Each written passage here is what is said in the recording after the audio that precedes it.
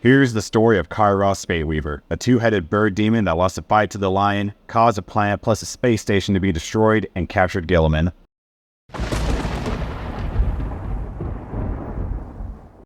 This is a navigator in the warp, here to tell you about Kairos Fateweaver, a vizier turned oracle that has the most knowledge out of any chaos demon, and while not the strongest or the fastest, is still a powerful force to be reckoned with thanks to his immense knowledge of spells and ability of foresight.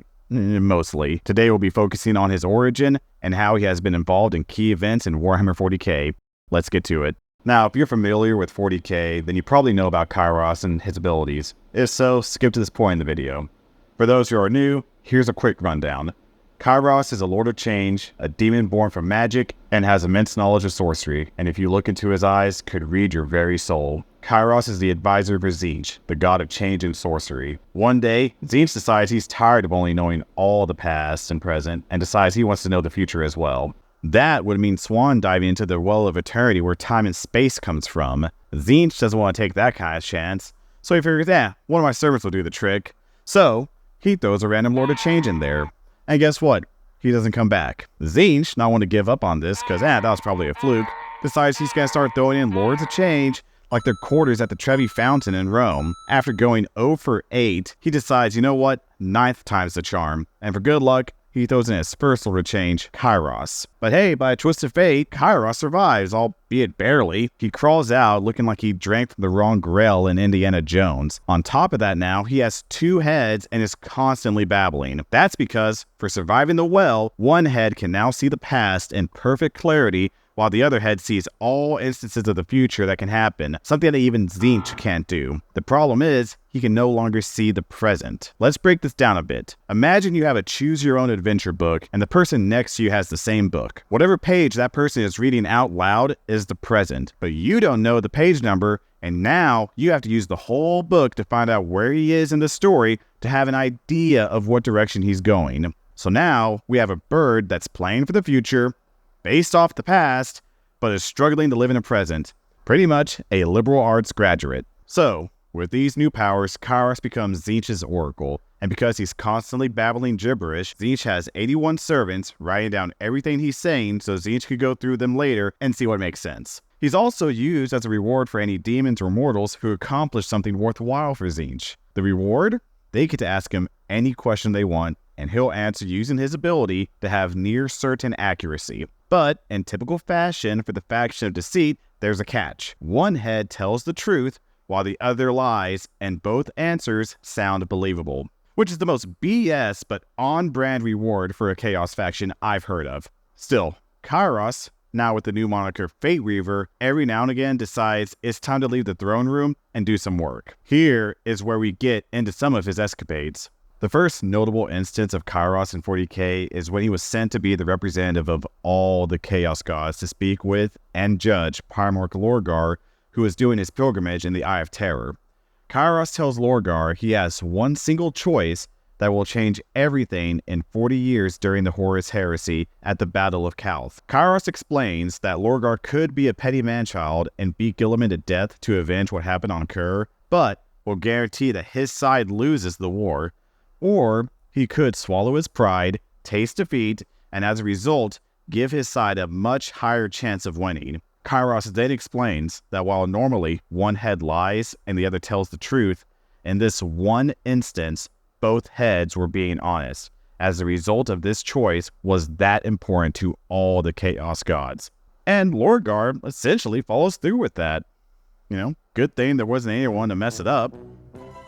Man, fuck Erebus. Next, we have Kairos take a swing at converting Lionel Johnson. This happened during the heresy after the Battle of Perditus. Whereas Johnson's leaving the system, he gets pulled into the warp before he can activate the Gellerfield. And then the demons board. The demons in question are all Tzeentchian in nature, with Kairos leading the incursion. Kairos then starts doing some psychic shenanigans trying to mess with the lion's emotions. Meanwhile, he has a conversation with the lion trying to convince him to join the forces of chaos. Which really doesn't make sense. Like, the lion grew up fighting monsters. Why would he listen to one now? Kairos is probably saying things like, "Turn on the Emperor. Attain personal glory. That horse can heresy. But clearly, none of that works, and the line explains why by stating simply, and I quote, "Absolute loyalty to the Emperor is reward enough." Which sounds like something Guilliman would say, but we'll get to him later. Not only did Kairos fail to convince the line, but he then lets it slip that the Emperor is still alive, which in fairness, considering his job is usually to say whatever comes to mind, he should probably get a pass on this one. Afterwards, they decide to have a fight. Which, Kairos being this old bird that can't see the present against a duelist who has killed monsters his whole life, doesn't exactly bode well. Don't get me wrong, one hit with the Staff of Tomorrow can turn a person into a chaos spawn since you're essentially getting pimp-slapped with magic, but the line is just built different. And after distracting Kairos, which feels like saying you pulled a fast one over on Stevie Wonder, he manages to stab Kairos through his heart, followed by quipping, "Had he foreseen this?" Which is probably the only joke the lion has ever said. Well, naturally, Kairos gets sent back to the warp. Well, that doesn't last long, because now he has a date with Armin. Now, this story gets confusing, so bear with me. So at this point, the fall of Prospero has happened, and Magnus with his remaining 1,000 sons just happened to find Kairos in this thing called an iron oculus that is in the possession of mechanical creatures known as the yokai. Magnus orders for the oculus to be retrieved, which Armin does. Now, you got to realize that no one knows that Kairos is in here. They just know this thing is important. So when Armin transfers Kairos into a yokai named Aphrogoman, he doesn't realize he's opening up Pandora's box. It works out for him though, because Kairos intends to help the 1,000 Sons in retrieving the shards of Magnus. The shards of Magnus became a thing when Magnus did nothing wrong and attempted to break through the psychic wards at the Imperial Palace to warn the Emperor about the heresy. Sure enough, once this happened, his psyche was broken into literal shards and spread across the galaxy. So now Armin and Aphrogoman, the artist formerly known as Kairos, go about collecting the shards. While they're doing this, there's another dude named Hother Mott who was going through the physical mutations and a bit to stop that, listened to Aphrogoman, aka Kairos, and changed a single line in the Book of Magnus. This was all fine and dandy until they get to Nicaea, and Mott couldn't hold off the flesh change anymore. Armin saw this as a golden opportunity because he owed Aphrogoman for helping him with the shards, and in a typical two birds, one stone fashion, told Aphrogoman he could have Mott's body. So now Kairos is possessing the physical body of Mott and helping Armin confront the shard. Now these shards are independent avatars of Magnus and are specific personalities that Magnus had. You have like a warrior aspect, a scholar, and the one these two found was, let me check my notes here, the feelings of betrayal by the Emperor and the Imperium, which, because these two can't catch a break, means he's hostile. Even worse, the Shard knows exactly who is possessing Mott and refers to him as the one who comes at the appointed time. Or, Kairos. And then he traps Kairos. Bear in mind, it's difficult for demons to be manifested in general, and so they have to possess a body to stay in real space longer, which they have to sacrifice some of their abilities to do such. That doesn't stop him from giving his power to Armin, who uses it to merge the Shard of Magnus Prime, which is insane to think about, that either the situation was this bad, or Kairos, trusted immortal of all things, toward giving Armin power was a valid option. Still, this is one of the few times where it works out fine. Once the Shard was merged, Armin released Kairos, who promptly transported them back to the planet of sorcerers before dipping out. This next bit of lore doesn't show Kairos being a major player in a true sense, but explains things he can do and his general problems when out and about in real space, so let's talk about it. Now, this is major spoilers for the novella Fateweaver, but I'm going to give you the clip notes. This is going on during the 13th Black Crusade, but before Cadia fell. It starts with the Terminator Librarian, Cyrus of the White Consul's chapter, subchapter to the Ultramarines. He's currently watching the world Guitarist get exterminatus after 230 million people died as a result of a demon incursion. Previously, the planet asked for help before this, and in true Imperium fashion, when they arrived, they helped Kairos by telling it to look at the rabbits before blowing it up. Now, in one of those messages calling for help from Kairos, the word Fateweaver is brought up, and this word has been appearing multiple times now, as multiple planets before Kairos also fell to demons. So naturally, when they receive a call from Claros Station not far calling for help with the word Fateweaver in the message, they decide to reinforce the station. They get there to see no battle is happening, and when they dock, they are informed that no message was sent. Now, there's two important people on this station. One is an astropath named Colophon, who is missing his eyes due to his profession. The other is a Primaris Psyker named Heke, who immediately gives Cyrus a challenging stare with such conviction and confidence that in his head, Cyrus admits her powers either matched or surpassed his. Oh, and she's carrying a staff with the golden eagle, and clutched in his talons is a blue eye. Now, the Astartes think an attack is coming, and it's confirmed when they can't send astropathic messages anymore, but since the station is strategic, they just can't leave, so they have to defend it. Later, after meeting those two, Cyrus is looking through some tarot cards, which is old school divination for psychers, and the card he pulls out next is, and I quote, "The blind oracle sat over the 9 blades, confused ends, paradox, and lies." Next, the station faces 3 assaults from a mix of Nurgle and Khorne demons, but are held back thanks to the Space Marines and the station's Gellerfield. After every attack, Hecate is being a snarky ass, saying how the station's going to fall and everyone will die, and is starting to freak out the civilians. Cyrus calls her out on being an ass, and in the middle of their argument, gets a headache and says Fateweaver, which just about triggers Hecate. It doesn't help that Cyrus also had a vision of an astropath with 2 faces laughing at him saying he's already dead. So, fast forward, and none other than the Changeling is here, because he's never one to miss an opportunity to troll, and as payment for a bargain to some unknown party, proceeds to blow up the station's Gellerfield. But wait, there's more. After this happens, they still somehow manage to hold the station, and the Inquisition arrives to help. Wait, did I say help? I meant blow the station up, because it's starting to get swallowed up by the warp tear the demons are coming from. Now Cyrus is understandably pissed, as he's lost most of his remaining chapter defending the station, and he's not about to let their deaths be for nothing. So he tells everyone to leave the station and make for the battle barge to get out of Dodge, and if need be, engage the Inquisitor ship, which is fucking wild, but if anyone has a chance to mess with the Inquisition, it's the Astartes. But while this is going on, Cyrus has a new question. If no new messages have been sent from the station, how did the Inquisition know to come here?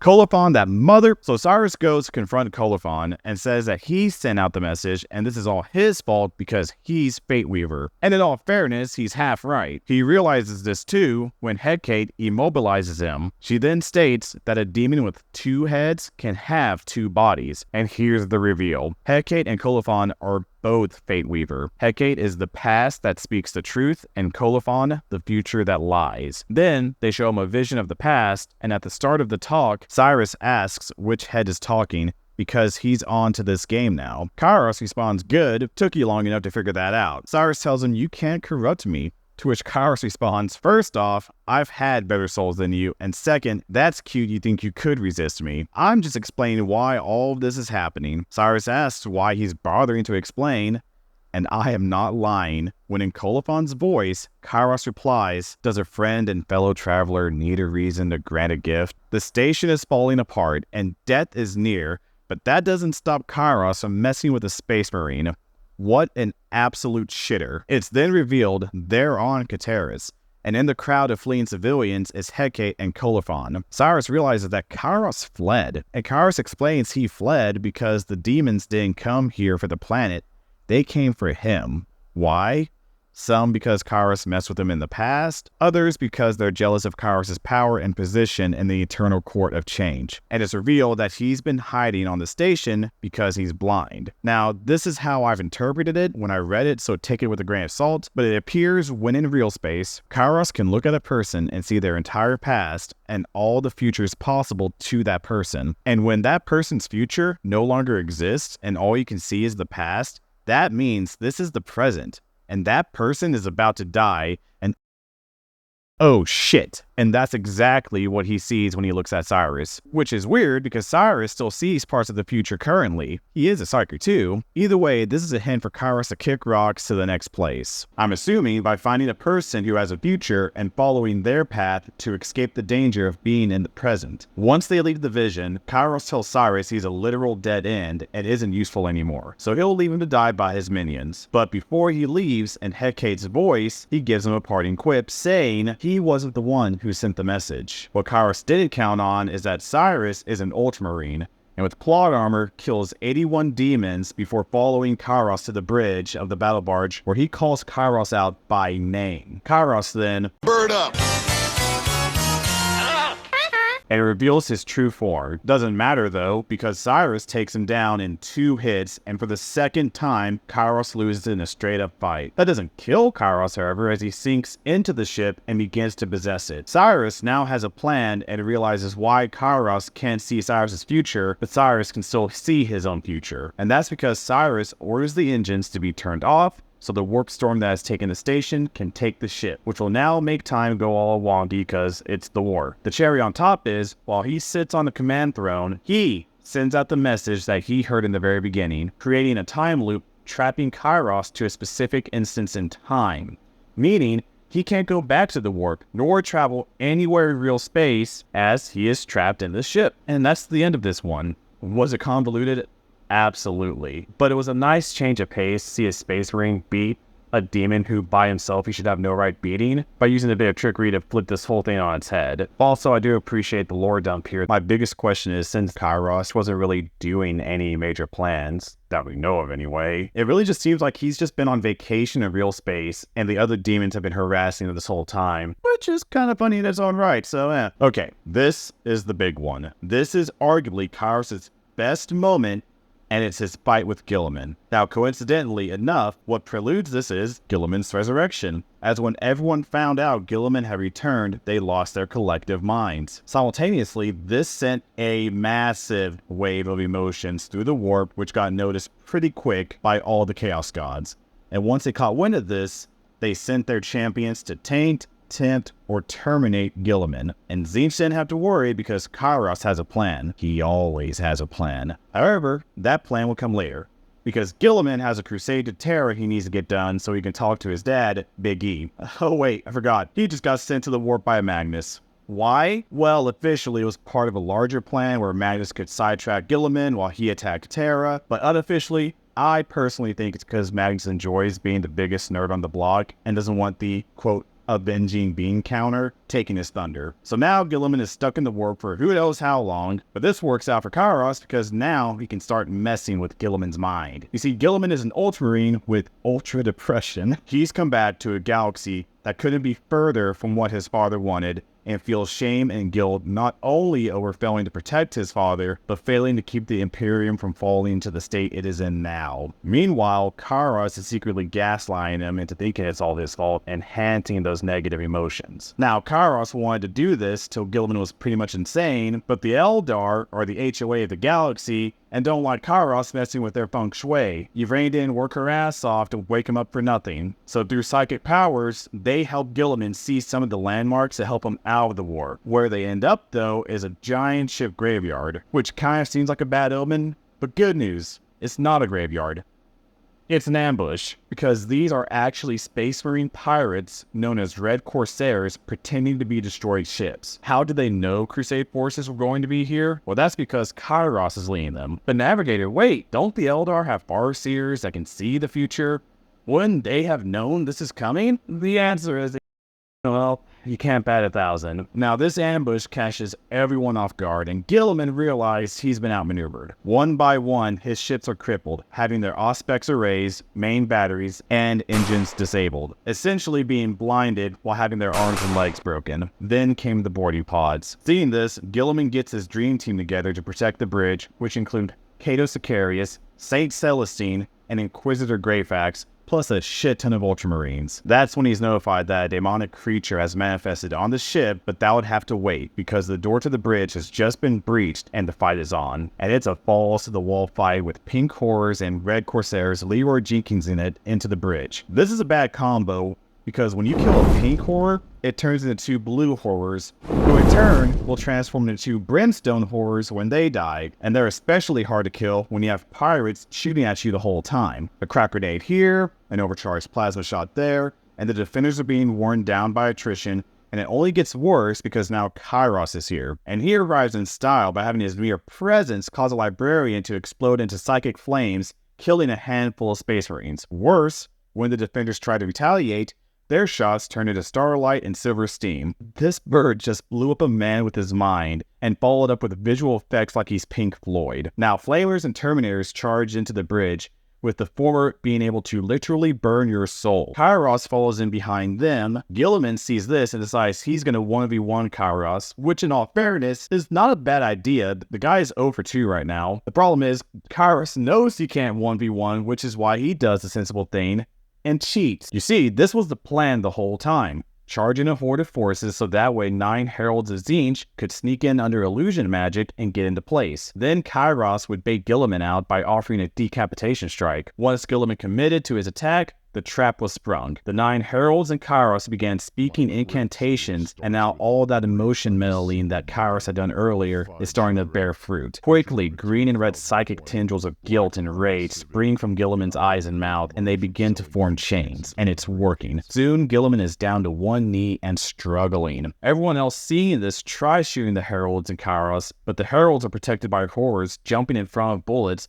while Kairos just turns shots at him into bursts of glitter. Even with the aforementioned Dream Team, they are unable to disrupt the ritual. Guilliman decides he has the power of God and anime at his side, and with a surge of strength, manages to pop off a few shots and actually hit Kairos, ripping chunks off his torso. But it's not enough, and Kairos doubles down to finish the ritual. And with the rituals completed, and Guilliman is properly restrained, Kairos then tells the remaining defenders to either give up or fuck around and find out, which involves Guilliman getting killed in front of them. Naturally, they choose the former, and Kairos gloats about his victory. While it was underhanded, this is still a pretty big deal. Guilliman, for all the jokes we make, is really the best chance at ensuring the Imperium survives, and Kairos not only stopped him, but also captured him alive and uninjured, relatively speaking, on his first try. After this, Guilliman and his surviving followers are taken to be held in none other but a black stone fortress. You know, the thing that Abaddon yeeted in Acadia? This is the place Guilliman's forces and himself will be detained. Kairos and the Corsairs previously worked out a deal. The Corsairs will be jailers, and in return Kairos will use his future sight to help them plan more ambushes like this, and Kairos now has a place to store a living Primarch, with a competent group that most likely won't betray him, because while killing Guilliman seems like the obvious choice, Kairos has a better plan. Remember, Primarchs are big deals who individually have changed the course of history and the galaxy multiple times. Why not hold on to him, let him go crazy, and then at an opportune moment at a later date, just throw in an insane Primarch into the mix to see what happens, because that's Tzeentch. Maybe it's because he's too busy doing victory laps, or maybe because Guilliman technically died and is alive again and messed with Kairos' perception of his future, but as Kairos was going to dip, he didn't see the random force approaching the fortress. Who was this force, you ask? Oh, you know, just dozens on dozens of ships carrying coordinate forces, because the other gods just aren't going to let Tzeentch get a prize this good. And for good measure, you know who's leading this war horde? Coming forth as a red comet covered in black flames is Fury incarnate. It's Scarbrand the Exiled One. You know, the bloodthirster that took a shot at Khorne himself? Yeah, he comes in like a literal wrecking ball, slamming into the outer hull of the fortress,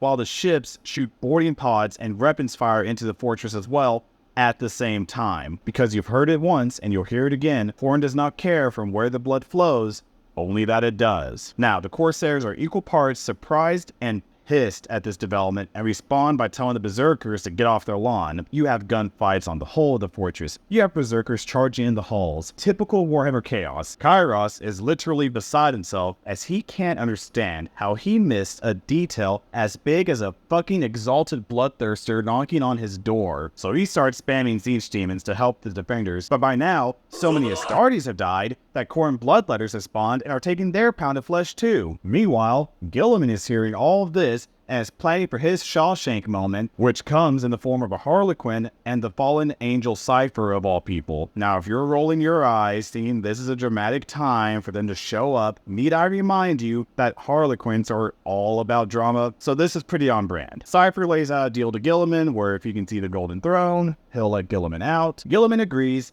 and they dip. But not before Guilliman fights a wounded Scarbrand and Winnie. Kairos sees this and realizes that things are starting to get out of control. So after throwing some inconsequential spells at people here and there, he decides he wants off Mr. Bones' wild ride, and he leaves. And this is his lesson that Primarchs really must be demigods, as even their futures cannot be fully divined. And that's the full story of Kairos Fateweaver, with his major dealings in the 40k timeline. There's some minor stuff, but This is my first video, and it's already gone a bit long, so we're just gonna skip past this. Overall, he's a character that I feel like didn't get enough of his dealings talked about, and for having one of the coolest models in the game, I wanted to do him justice and talk about him more than just his origin story and his base abilities. Thank you all for watching. I hope you enjoyed this video. Let me know in the comments if there's any obscure or underrated lore you feel hasn't been talked about, and I'll consider it for a future video. As always, like and subscribe, and I'll see you next time